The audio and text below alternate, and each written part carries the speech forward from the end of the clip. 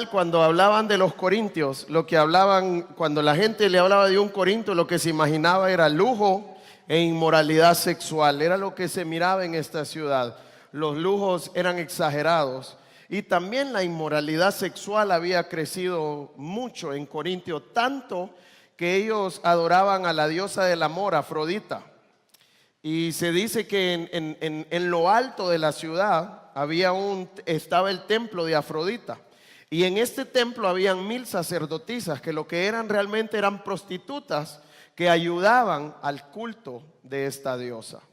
Entonces, esta era la ciudad de Corinto. Ahora, ¿qué es lo que pasa? Muchas veces lo que se mira en la ciudad, a veces entra a la iglesia también. Y necesitamos cuidarnos de eso.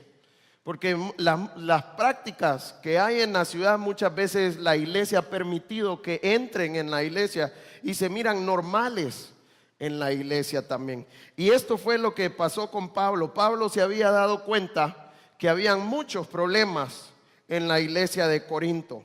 Y además de que habían muchos problemas, la iglesia de Corinto le había enviado una carta a Pablo haciéndole algunas preguntas. Ahora, nosotros no sabemos cuáles eran las preguntas que Corinto le había enviado, pero el propósito de esta carta son dos. Uno, responder las preguntas que los de Corinto le habían enviado. Y dos, era ver cómo se le hacía frente a estos graves problemas que había en la ciudad de Corinto. Y por eso Pablo se tomó el tiempo y tomó la decisión de escribir Primera de Corintios. Era una corrección a todo el desorden que había en la iglesia. Entonces, teniendo esto en nuestra mente, vamos a ir a Primera de Corintios, capítulo 1, y vamos a comenzar en los primeros versículos. Y lo que vamos a ver en esta mañana es qué es la iglesia y cómo crece. Pablo les va a mostrar a los corintios qué fue lo que Dios estableció como una iglesia. Si nosotros preguntáramos en este tiempo a las iglesias qué concepto tienen de iglesia, se van a sorprender que hay muchos conceptos en este tiempo de lo que la gente cree que es una iglesia. Ahora, ¿cuál es la mejor manera de saber y entender cuál es la iglesia? Viniendo a la persona que creó la iglesia, al autor de la iglesia. ¿Quién es el autor de la iglesia? Dios, Cristo. Entonces, si yo quiero saber cómo es una iglesia, si yo quiero saber cómo crece una iglesia, ¿a dónde quién tengo que ir a pedir instrucciones? A Cristo mismo. Entonces vamos a ver 3 elementos en esta mañana de que deben de verse en una iglesia, de lo que conforma la iglesia, y dentro de esto vamos a ir viendo cómo es que la iglesia crece. Y que podamos estar meditando nosotros somos la iglesia que Dios quiere o nos hace falta algo, tanto como en grupo como individuo. ¿Qué necesito aportar yo para que seamos la iglesia que el Señor quiere y podamos ser de bendición para esta ciudad? Entonces vamos a 1 Corintios capítulo 1 y vamos a leer el versículo 1 primeramente. Dice el versículo 1: Pablo, llamado a ser apóstol de Jesucristo por la voluntad de Dios, y el hermano Sóstenes. Y en el primer versículo vamos a ver el primer elemento, que es el mensajero. Pablo servía como mensajero a esta iglesia. Ahora, pueda que hay algunas cosas que aplican para nosotros en términos generales, pero hay otras que no. La pregunta es, ¿ustedes creen que nosotros somos mensajeros de Cristo? ¿Qué piensan? Cristo, vemos en Mateo 28, cuando Cristo le dice a sus discípulos y le da la gran comisión: por tanto, id y haced discípulos. ¿Esa responsabilidad es nuestra también? Claro que es nuestra. Y esto nos hace mensajeros de Cristo. La Biblia nos dice que todo aquel que invocar el nombre del Señor será salvo. Pero nadie puede invocar al Señor si no hay un hombre que les predique, dice. Debe de haber una persona predicando el evangelio, predicando a Cristo, para que otros puedan invocar el nombre del Señor. Entonces la Biblia habla de que nosotros somos mensajeros de Cristo. Dios nos manda a salir de estas 4 paredes como iglesia para ir a compartir su evangelio con otras personas, para compartir de su nombre. Entonces nosotros somos mensajeros. Vamos a ver qué principios podemos sacar de ahí en cuanto a los mensajeros. Primero dice Pablo llamado a ser apóstol de Jesucristo. Entonces, cada mensajero tiene un llamado específico. ¿Cuál era el llamado de Pablo? Apóstol de Jesucristo. Pregunta, ¿en este tiempo vamos a poder ver apóstoles? ¿Qué piensan? Pero ¿cuántos apóstoles miramos en este tiempo? Muchos.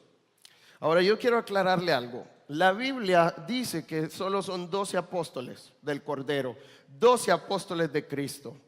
Y la peculiaridad o las características de estos apóstoles eran que eran llamados directamente por Cristo. ¿Y quiénes fueron llamados directamente por Cristo? Los 12 que conocemos en la Biblia, pero uno cayó y Dios le dio el lugar a otra persona. Entonces Judas lo traicionó y Dios llamó a Pablo. Ahora, ¿llamado por quién es cada persona? Por Cristo mismo. Cada apóstol era llamado por Cristo. Y si miramos en Apocalipsis, cuando habla de la ciudad celestial, dice que tiene 12 columnas y que cada columna va a tener el nombre de los 12 apóstoles del Cordero. Entonces la Biblia nos muestra claramente que Dios llamó a 12 apóstoles y que no va a llamar nadie más. Muchos creen que van a haber millones de columnas porque ahora están ordenando apóstoles también. Ahora, algo importante, Dios nunca mandó a la iglesia a ordenar apóstoles. Dios mandó a la iglesia a ordenar ancianos y diáconos. Nada más nos mandó el Señor a ordenar. Entonces vemos que el llamado a ser apóstol era específico para Pablo, pero también le dio una función específica. Era apóstol llamado ¿a quién? ¿A predicar a quién? A los gentiles. La responsabilidad de Pablo era predicarle a los gentiles. Y así como Pablo, cada uno de nosotros tiene un llamamiento específico en el ministerio. Dios nos ha dado una función a cada uno de nosotros. Ahora, algo muy importante ahí habla que es conforme a la voluntad de Dios. Entonces es llamado por Dios y no por hombres. No es que yo voy a ponerlos, no es que yo voy a llamarlos, o no es que una iglesia va a poner a hacerlos. Es Dios mismo quien le da a cada uno que lo llama a ser su hijo, pero también me da una función específica en la iglesia. Ahora, ¿siervos de quién son? Son siervos de Dios. ¿Y cuál es la idea con esto? Que los siervos deben de servir a Dios como el Señor quiere. No como el líder dice, sino como el Señor quiere. Yo le hago una pregunta. ¿Qué cree usted que va a pasar si Dios me da una función y yo no la cumplo? ¿Qué creen que va a pasar? Vamos a ver un ejemplo en el Antiguo Testamento. Deje un dedo en Primera de Corintios. Y vamos a ir a Primera de Samuel, capítulo 15. Primera de Samuel, capítulo 15. Y vamos a leer desde el versículo 1, dice: Después Samuel dijo a Saúl: Jehová me envió a que te ungiese por rey sobre su pueblo Israel. Entonces, ¿quién llamó a Saúl? Dios. Dios lo llamó a ser su rey. Versículo 2. Así ha dicho Jehová de los ejércitos: yo castigaré lo que hizo Amalec a Israel al oponérsele en el camino cuando subía de Egipto. Ve pues y hiere a Amalec y destruye todo lo que tiene y no te apiades de él. Mata a hombres, mujeres, niños y aún los de pecho, vacas, ovejas, camellos y asnos. ¿Cuál fue el mandato que Dios le dio a Saúl? Vaya a Amalec y destruya todo lo que ellos tengan, que desaparezca Amalec.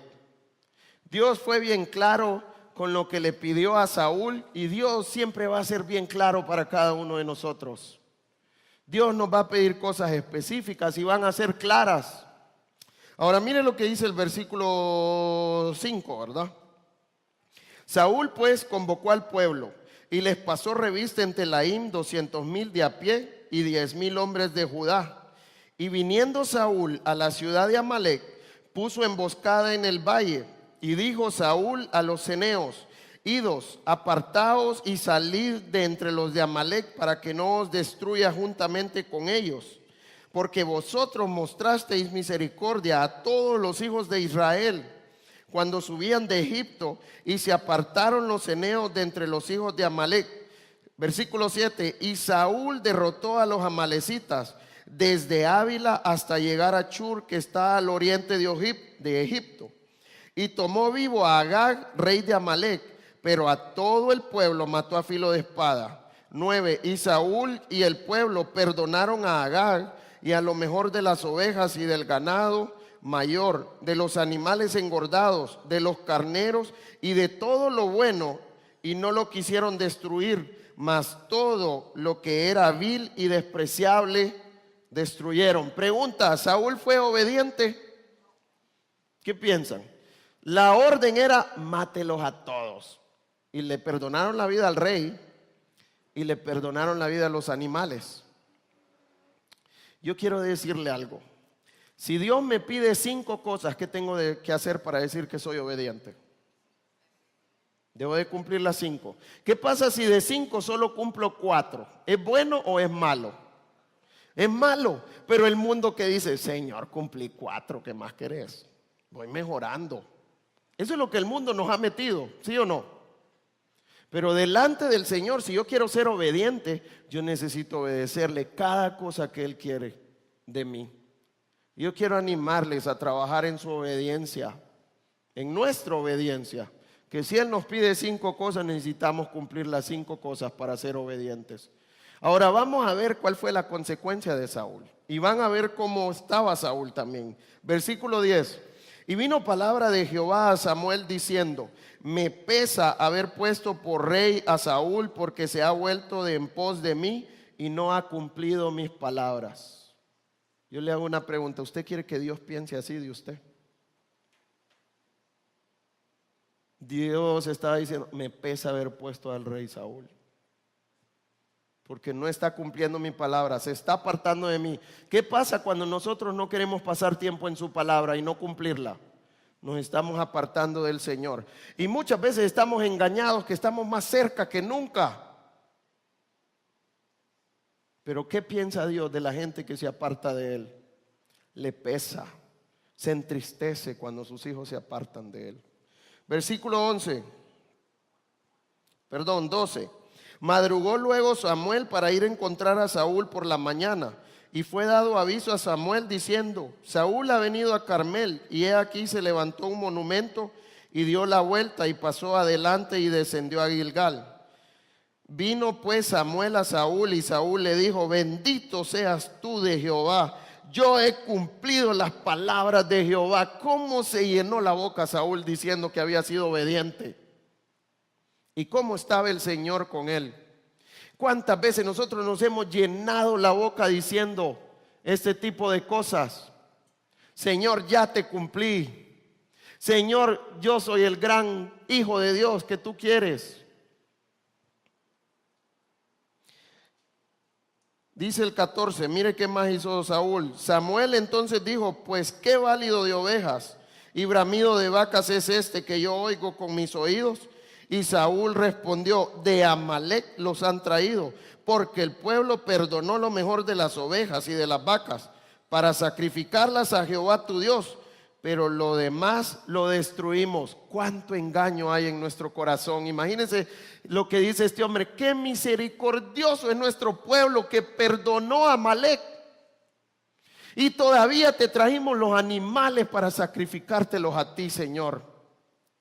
Yo quiero decirle una cosa, muchas veces nosotros espiritualizamos nuestra desobediencia. ¿Cuántas veces usted mira ahora en la iglesia que me acerco, doña Betty, oremos por Salomón porque me debe 100,000 lempiras y no me los quiere pagar? Cualquier parecido a la realidad es pura coincidencia. No, Salomón no me debe nada. Entonces, ¿qué es lo que hacemos? Espiritualizamos nuestra amargura, espiritualizamos nuestro pecado. Esto es lo que hacemos como iglesia, como hijos de Dios. ¿Y cuánto criticamos a Saúl? Pero nosotros somos iguales a él. Tengamos mucho cuidado de caer en esto, que estamos espiritualizando nuestro pecado y nuestra desobediencia, que pensamos que estamos engañados, que estamos bien. ¿Cómo estaba Saúl? Bendito seas tú de Jehová, yo cumplí las palabras de mi Señor. Tengamos cuidado porque nosotros podemos estar en esta situación. Vamos a ver cuál fue la consecuencia de él. Versículo 16. Entonces dijo Samuel a Saúl: déjame declararte lo que Jehová me ha dicho esta noche. Y él le respondió: di. Y dijo Samuel: aunque eras pequeño en tus propios ojos, no has sido hecho jefe de las tribus de Israel, y Jehová te ha ungido por rey sobre Israel. Y Jehová te envió en misión y dijo: ve, destruye a los pecadores de Amalec y hazles guerra hasta que los acabes. ¿Por qué pues no has oído la voz de Jehová, sino que vuelto al botín has hecho lo malo ante los ojos de Jehová? 20. Y Saúl respondió a Samuel: antes bien he obedecido la voz de Jehová y fui a la misión que Jehová me envió, y he traído a Agag, rey de Amalec, y he destruido a los amalecitas. Mas el pueblo tomó del botín ovejas y vacas, las primicias del anatema, para ofrecer sacrificios a Jehová tu Dios en Gilgal. Y Samuel dijo: ¿se complace Jehová tanto en los holocaustos y víctimas como en que se obedezcan las palabras de Jehová? Ciertamente el obedecer es mejor que los sacrificios, y el prestar atención que la grosura de los carneros. Porque como pecado de adivinación es la rebelión, y como ídolos e idolatría la obstinación. Por cuanto tú desechaste la palabra de Jehová, Él también te ha desechado para que no seas rey. ¿Quién tiene la razón siempre, Dios o nosotros? Saúl decía que no había pecado, que había sido obediente. ¿Qué decía Dios? Que sí. Y Dios lo desechó como rey, y se cumplió lo que Dios dijo, aunque Saúl ni siquiera reconoció su pecado. Y mire cómo dice el Señor que la rebelión es como que adivinación, y la obstinación como idolatría. ¿Cuánto nosotros criticamos a la gente que idolatra otras cosas? ¿Cuánto nosotros criticamos la adivinación? Y Dios compara nuestra rebelión con estas cosas. Cuando yo no obedezco a Dios, ¿qué tan grave es entonces? Y eso va a traer consecuencias a nuestras vidas. Y por eso yo quiero animarle a estar orando cada día: Señor, muéstrame mis pecados. Porque aunque yo no los reconozca, Dios sí sabe, sí o no. Y va a venir la consecuencia, claro que sí, aunque usted no entienda su condición. Por eso es importante estar rendido al Señor y pedirle: Señor, muéstrame mis pecados. Y me llama mucho la atención y me sorprende: ¿de qué se agrada más Dios? ¿De sacrificios o de la santidad? Ahora yo le hago una pregunta: ¿para Dios no eran importantes los sacrificios? Sí eran importantes, pero era importante hacerlos con una actitud correcta. Igual en este tiempo, Dios no nos pide sacrificios, pero nos pide que le sirvamos a Él, ¿sí o no? ¿Para Dios es importante el servicio? Claro que sí. Pero para Dios es importante en la actitud con la que servimos también. ¿Qué pasa si yo estoy poniendo sillas, las quito, las pongo, pero estoy maltratando a todo el mundo? ¿Eso a Dios le agrada? ¿Qué piensan? Dios no va a ver tanto las sillas que usted puso, va a ver la actitud de su corazón. ¿Cómo debemos de servir al Señor? Con gozo y con santidad. Esta es la manera como el Señor quiere que le sirvamos. ¿Qué más? Dice en el 1 Corintios 1, al final dice: y el hermano Sóstenes. Es importante que los mensajeros trabajen en equipo. Es una persona que trabaja en equipo. ¿Qué tan difícil es trabajar con otra gente para nosotros? Díganlo sin miedo: súper difícil. Somos pecadores, somos diferentes, pensamos igual, pensamos diferente, actuamos diferente. Por eso se vuelve tan difícil trabajar con otros que uno prefiere trabajar solo mejor. Pero la voluntad de Dios, ¿cuál es? Que trabajemos juntos, en equipo, como iglesia, como un solo cuerpo que somos. Esta es la voluntad de Dios. Yo quiero animarle a que trabajemos juntos. Pregunta: ¿Dios me dio la capacidad a mí para hacer todo lo que la iglesia ocupa? No. Me dio unas capacidades a mí, le dio otras a Salomón, le dio otras a Juan José. ¿Para qué? Para que trabajemos juntos y que juntos llevemos la iglesia. Todos somos interdependientes. Todos necesitamos de todos. Nadie es autosuficiente aquí. Solo Dios es autosuficiente. Dios necesita de alguien. Dios necesita de mí.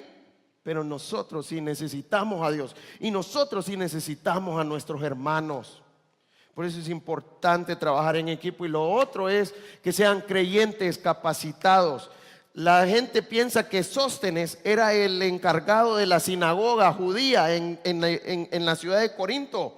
Y este hombre recibió a Cristo por la iglesia de Corinto y lo capacitaron, y ahora estaba a la par de Pablo sirviendo al Señor.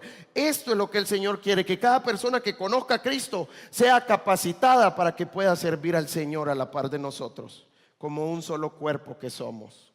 Y esta es la parte del mensajero. Vamos al segundo punto, el receptor del mensaje. Vamos a ver en la palabra de Dios cómo Dios define lo que es la iglesia. Versículo 2.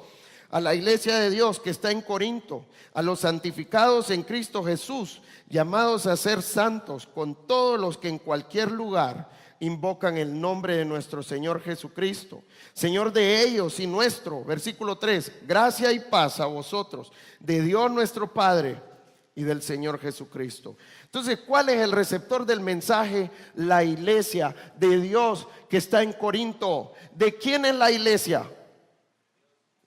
No es mía ni de Sergio. En este tiempo vemos cómo el liderazgo de las iglesias se está enseñoreando de sus iglesias. El centro de la iglesia no es el pastor. El centro de la iglesia es Cristo, porque la iglesia es de Él. Él la compró con su sangre y Él la sostiene. Nosotros no hacemos nada con Sergio. Él es el centro de la iglesia. La iglesia es de Él. Yo necesito tener cuidado de no enseñorearme de la iglesia de Cristo. Versículo 1, 2 dice después: a la iglesia de Dios que está en Corinto. Entonces, además de que es propiedad de Dios, es un grupo de personas en una localidad. ¿En dónde estaba esta iglesia? En Corinto. ¿Y qué otras características es de la iglesia? A los santificados en Cristo Jesús, llamados a ser santos, con todos los que en cualquier lugar invocan el nombre de nuestro Señor. Entonces, la primera parte donde dice a los santificados en Cristo es un tiempo, es un verbo que está en un tiempo perfecto. ¿Qué significa el tiempo perfecto? La idea de perfecto es un acontecimiento que sucedió en alguna parte de mi vida, pero que esto que sucedió aquí trae efectos al presente y sigue mostrando los efectos en nuestras vidas. Entonces, ¿cuál es este acontecimiento? ¿Cuándo es que fuimos santificados para Cristo? En el momento en que yo reconocí a Cristo como mi único Dios, Señor y Salvador. Él me santificó. ¿Y cuál es la idea de santificarme? Es como que yo agarre esta guitarra y la compre y yo diga que esta guitarra solo la voy a usar para alabar al Señor. En mis manos no va a pasar eso, así que no se preocupen, no voy a tocar. Entonces, esta es la idea de consagrar algo. Voy a comprar esta guitarra, pero solo la voy a usar para alabar al Señor. ¿Para qué compró Jesús su iglesia? Para consagrarla a Él, para hacer las cosas que a Él le agradaban. Ahora, hay una santidad posicional que Él me aparta para Cristo, pero hay una santidad real después. Por eso dice, llamados a ser santos. Yo no solo tengo que ser apartado, yo necesito buscar mi santidad cada día. Yo necesito apartarme del pecado cada día. Entonces la iglesia está conformada por personas que son santos posicionalmente, que Dios los ha apartado para Él, pero que también podemos ver personas que se están santificando cada día, personas que se están apartando del pecado. Esto es una iglesia. Y al final, que dice que invocan el nombre del Señor con otras personas. ¿Qué tiene que ver con eso? Además de buscar la santidad, que están alabando al Señor juntos. ¿Qué es lo que hacemos nosotros cada fin de semana? Reunirnos como iglesia. ¿Para qué? Para alabar el nombre de nuestro Dios. Esto es lo que el Señor quiere que haga una iglesia. Ahora, otra cosa muy importante. Vamos a Filipenses capítulo 1 para ver la siguiente de lo que es una iglesia. Porque en este tiempo, ¿cuántos dicen que muchos agarran el versículo donde 2 o más estén reunidos en mi nombre, ahí estaré yo? Y dice, esta es una iglesia en esta casita que yo tengo. ¿Han escuchado eso alguna vez? Que cualquier reunión de 3, 4 personas en una casa ya dicen que eso es una iglesia. Pero miren qué característica tiene la iglesia también. Filipenses 1:1, Pablo y Timoteo, siervos de Jesucristo, a todos los santos en Cristo Jesús que están en Filipos, con los obispos y diáconos. Además de los santos que son los miembros de la iglesia, ¿qué más hay en la iglesia? Obispos y diáconos. Estamos hablando de ancianos y diáconos. Esto es lo que el Señor nos ha mandado a ordenar, ancianos y diáconos. Este es el liderazgo de la iglesia. ¿Para qué Dios conforme el liderazgo de la iglesia? Para que ellos puedan llevar en orden la iglesia, para establecer un orden en la iglesia. Entonces la iglesia debe tener orden y autoridad, y viene a través del liderazgo. Si en un grupo de personas no hay ancianos y diáconos, ¿es una iglesia entonces? Es un grupo de personas que aman al Señor, que se han rendido al Señor, que están buscando la santidad, que alaban al Señor juntos, pero que también hay orden porque hay liderazgo establecido en la iglesia. Esto es la iglesia, esto es lo que Dios conformó como iglesia. Ahora, ya viendo la parte del receptor, vamos a ver el versículo 4 ahora. Antes de eso, el versículo 3 nos muestra un saludo de Pablo: gracia y paz a vosotros. Y esta es la idea, es como un deseo que Pablo tenía para con ellos. ¿Para qué sirve la gracia? Primero, antes que eso, ¿por qué damos gracias nosotros? Bueno, normalmente damos gracias por las cosas que son importantes para mí, que son valiosas. ¿Por qué se vuelven importantes? Porque las necesito. Ahora vamos a ver qué es importante para la iglesia y para los individuos, para Pablo, que Dios quiere que sea importante para nosotros. Él dice que le da gracias a Dios. ¿Por qué? Gracias doy a mi Dios siempre por vosotros, por la gracia de Dios que os fue dada en Cristo Jesús.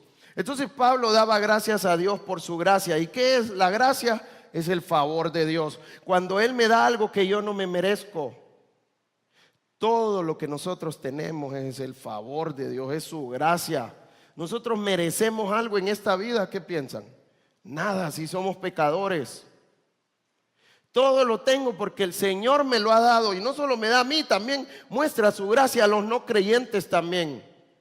La Biblia dice que Dios hace salir el sol para justos y pecadores, y eso es la gracia de Dios también. Sin su gracia no podemos hacer nada. Por eso Pablo le daba gracias a Dios por su gracia. Y vamos a ver qué es lo que hace la gracia. Versículo 5. Porque en todas las cosas fuisteis enriquecidos en Él, en Cristo, en toda palabra y en toda ciencia. Entonces, ¿qué significa en toda palabra y en toda ciencia? La idea de palabra y ciencia tiene que ver con entendimiento, tiene que ver con discernir. Entonces, ¿cuál es la idea? Dios me da la gracia para poder entender su palabra, para poder entender su voluntad, pero también dice que fue enriquecido en toda palabra. Y la idea con esto es que Él me capacita para poder hablar su palabra, para poder enseñarla, para poder mostrarla con claridad. ¿Por qué usted puede entender la palabra de Dios? No es porque usted es inteligente, no es porque usted tiene más estudios que otros. Es por su gracia que cada uno puede entender su palabra. ¿Por qué usted puede hablar la palabra de Dios con claridad? No es porque usted sea elocuente, es porque Dios le da la gracia para enseñarla y para compartir con otros. Entonces, como hijos de Dios necesitamos buscar su gracia para que me ayude a entenderla y para que me ayude a hablar con claridad con otras personas también. ¿Cómo viene eso? Viene por la oración y viene por el estudio de su palabra. Necesitamos ser personas de oración, necesitamos ser personas que pasan tiempo en la palabra de Dios para que Dios me capacite y me dé su gracia para hacer el ministerio, para hacer lo que Él me ha mandado a hacer. Esto es la voluntad de Dios. Y si usted no lo está haciendo, yo quiero animarle a empezar a hacerlo. Yo quiero animarle a involucrarse en la obra del Señor en nuestra iglesia, que pueda hablar la palabra de Dios con otros. Versículos 7, 6 y 7. Así como el testimonio acerca de Cristo ha sido confirmado en vosotros, de tal manera que nada os falte en ningún don, esperando la manifestación de nuestro Señor Jesucristo. Entonces ahora está diciendo de tal manera que nada os falte en ningún don.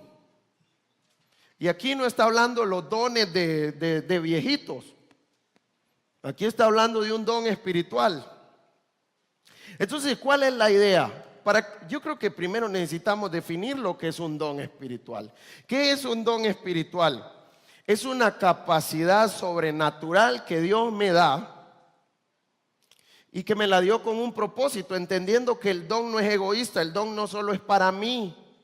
El don espiritual Dios me lo dio para ponerlo al servicio de la iglesia, para que con este don yo pueda edificar a mis hermanos, yo pueda edificar la iglesia.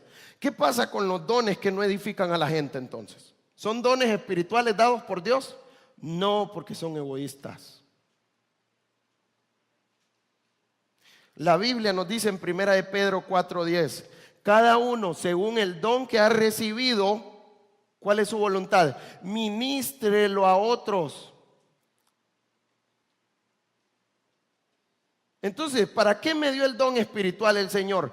Para ministrar a otros. ¿Cuánto hemos distorsionado la palabra ministrar en este tiempo? Y la idea de ministrar es servir a otras personas.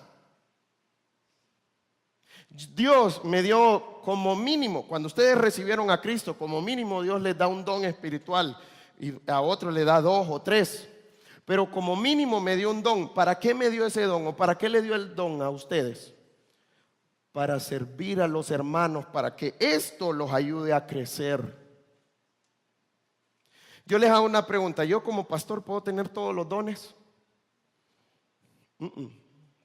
Dios no reparte todos los dones a una persona, porque si no sería autosuficiente. El don que no me dio a mí, se los dio a otros. Y por eso los dones son interdependientes. Necesitan trabajar juntos. ¿Para qué? Para hacer la meta de Dios, que es edificar su iglesia. Para eso fueron dados los dones, para hacer crecer su iglesia.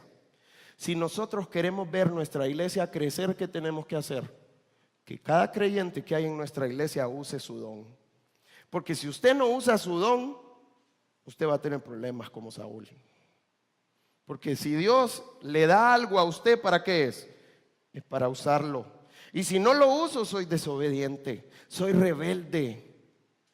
Dios no me trajo a esta iglesia para solo sentarme en la silla y escuchar.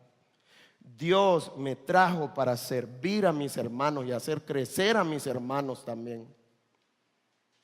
Esta es la meta de cada uno de nosotros que nos ha dado un don.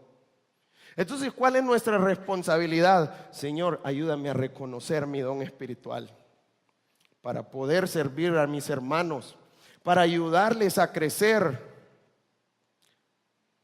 ¿Ocupamos de su don? Sí lo ocupamos. ¿Ocupamos de usted? Sí lo ocupamos. Esa es la voluntad de Dios. Todos somos necesarios en el ministerio. Yo quiero animarle a reconocer su don. Y que una vez que usted reconozca su don, es bueno que la iglesia lo reconozca también. Porque yo les hago una pregunta. Si yo le digo, Dios me dio un don para enseñar la palabra de Dios, pero cada vez que yo enseño todos se duermen, ¿estoy edificando la iglesia? No, le estoy durmiendo más bien. Y la gente, la iglesia va a reconocer ese hombre cuando enseña cómo nos edifica. Ese hombre cuando evangeliza, cómo el Señor lo usa para que mucha gente conozca a Cristo. Con qué claridad habla el evangelio. Yo quiero animarle a esto, a ejercer su don, porque si usted no lo ejerce está en rebeldía y en desobediencia. Para algo nos salvó el Señor, para servir a nuestros hermanos en la iglesia. Y si usted no lo está haciendo, empiece a hacerlo, empiece a servir en la iglesia. Hable con los líderes de la iglesia, ayúdenme a reconocer mi don, por favor, yo quiero servir al Señor. Y que usted pueda hacerlo con la gracia del Señor. ¿Qué significa la gracia del Señor? Que eso es lo que me da el poder para hacerlo. Porque yo muchas veces puedo tener el don, pero si no lo veo en su gracia, ¿qué va a pasar? No va a pasar nada. No voy a edificar la iglesia. Debemos de hacerlo en su gracia, para que Él nos use con poder. Entonces, ¿qué más muestra este versículo 7? Dice, de tal manera que nada os falte en ningún don. Dice, esperando la manifestación de nuestro Señor Jesucristo. ¿Qué es lo que muestra el versículo? ¿Qué pasa cuando yo estoy ejerciendo mi don? Con esto estoy mostrando que estoy esperando a mi Señor, a que Él venga por nosotros. Yo les hago una pregunta, ¿ustedes anhelan que Cristo venga ya?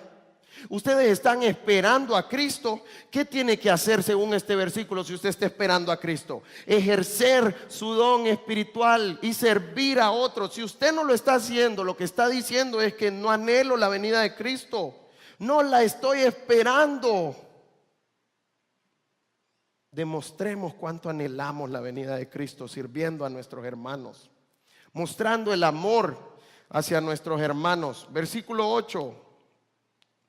Dice el 8, el cual también os confirmará hasta el fin, para que seáis irreprensibles en el día de nuestro Señor Jesucristo. La idea de confirmar tiene que ver con establecer, con fortalecer.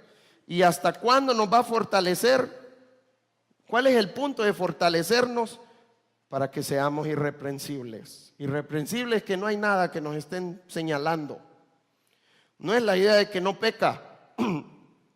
Irreprensible tiene que ver con que usted le robó a tal persona. Sí, es cierto, yo le robé, pero ya restituí el agravio, ya le pagué todo lo que le debía, y no pueden señalarlo porque usted arregló sus cuentas. Esta es la idea de irreprensible. No que no peca nada, porque ¿quién sería irreprensible? ¿Quién sería irreprensible si hablamos de no pecar? Ninguno, todos estaríamos fritos. Irreprensible es que usted ha arreglado todas sus cuentas.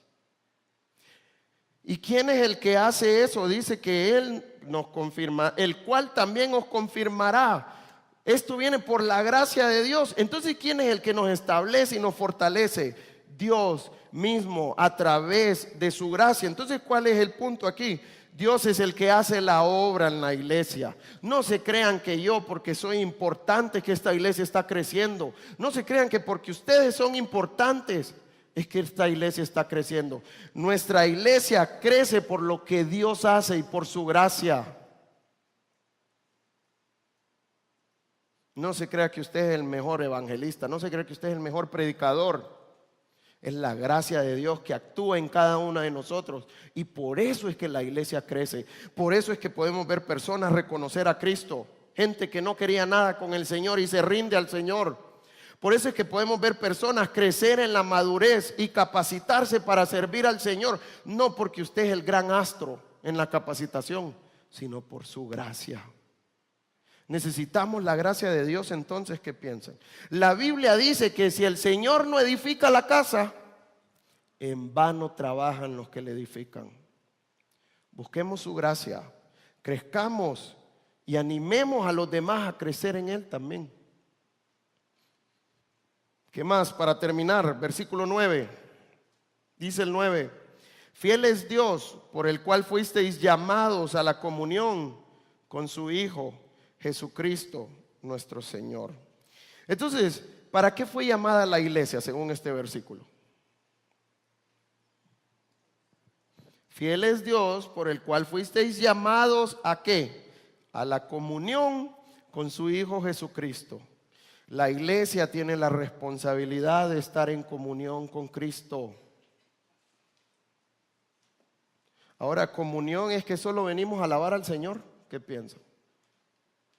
Miremos primera de Juan capítulo 1. Primera de Juan capítulo 1 versículo 5. Este es el mensaje que hemos oído de Él y os anunciamos. Dios es luz y no hay ninguna tinieblas en Él. Pregunta, ¿hay pecado en Dios? Nada. No vamos a encontrarle nada a Dios que reprocharle. Ahora yo le hago una pregunta: ¿cuánta gente reprocha al Señor?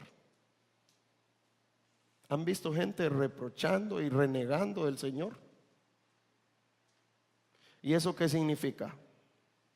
Que esta persona está equivocada, porque al Señor no hay nada que reprocharle. Él es santo, puro, perfecto. Él siempre va a estar en luz. Ahora, ¿qué es la comunión entonces? 6. Si decimos que tenemos comunión con Él y andamos en tinieblas, mentimos y no practicamos la verdad. ¿Qué pasa si yo estoy aquí alabando al Señor y me deshago en la alabanza, pero ando en pecado? Esto es comunión, pero eso es lo que la gente define como comunión ahora. Tener comunión con Dios es estar delante de Él en santidad, limpio. Versículo 7. Pero si andamos en luz, como Él está en luz, tenemos comunión unos con otros. Y la sangre de Jesucristo, su Hijo, nos limpia de todo pecado. Y yo quiero llamarle la atención en algo. Que mire algo. Si yo estoy en comunión con Dios, ¿cómo se va a reflejar mi comunión según esto? Según el versículo 7. ¿Quieren que lo vuelva a leer? ¿Cómo se refleja mi comunión con Dios? Mire el versículo 7. Pero si andamos en luz, como Él está en luz, tenemos comunión ¿con quién? Dice ahí. Unos con otros. Entonces, si yo tengo comunión con Jesucristo, se demuestra teniendo comunión con mis hermanos también. Si hay un hermano que yo no tengo comunión con él, ¿puedo estar en comunión con Dios entonces? Por eso, ¿qué tan importante es arreglar sus cuentas? Yo puedo servir al Señor si estoy mal con mi esposa. Yo puedo servir al Señor si estoy mal con mi hermano en Cristo en la iglesia. No, porque no estoy en comunión ni con él ni con mi hermano así. Para Dios es importante su comunión. Y todo viene a través de su gracia. ¿Cuántas veces hemos servido al Señor, y me incluyo, teniendo cuentas pendientes con otras personas? Eso es desagradable a Dios. Y yo quiero animarle a orar en esta mañana y a orar en todo tiempo. Señor, muéstrame si tengo algo que arreglar. Ayúdame a estar en comunión contigo para poder ser ese instrumento limpio en tu mano. Quiero que tú me uses con tu poder, Señor. Y para terminar en esta mañana, si usted lee estos primeros 9 versículos, Pablo hace referencia 10 veces a Cristo. ¿Qué creen ustedes que es lo que muestra esto? En 9 versículos, 10 veces hace referencia a Cristo. ¿Qué creen ustedes que es esto? ¿Quién es el centro de la iglesia? Cristo. No es ni Sergio ni yo, no es otra persona, no es el que más da dinero, no es el que más sirve. Es Cristo el centro de la iglesia. Centremos nuestra iglesia en Cristo. Hagamos la voluntad de nuestro Señor Jesucristo. Sirvamos como nuestro Señor Jesucristo quiere. Y ustedes van a ver cómo Dios va a responder con el crecimiento de la iglesia. Vamos a orar. Señor, en esta mañana yo quiero darte gracias por esto.